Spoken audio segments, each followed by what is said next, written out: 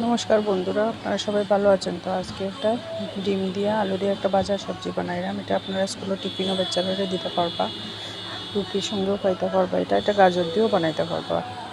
বহুত সুন্দর এটা রেসিপিটা।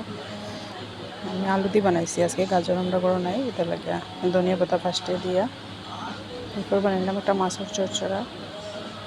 রৌ মাছ আনছেন, রৌ মাছ দিয়ে আজকে একটা চচ্চড়া বানাইলাম।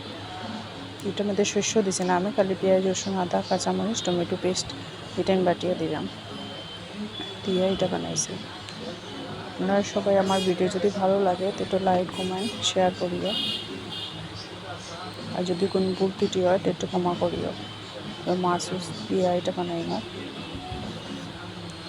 মশলা দিলেছি এটার মধ্যে দিয়া একটু জল দিয়া এটা বানাইলাম। তো মাছ দিলাম, মাছ দিয়া কই একটু উতরাও কিটা আমার এটাও রেডি হয়ে গেছে। রেডি হওয়ার পরে এটা হলো ফাইনাল লুক।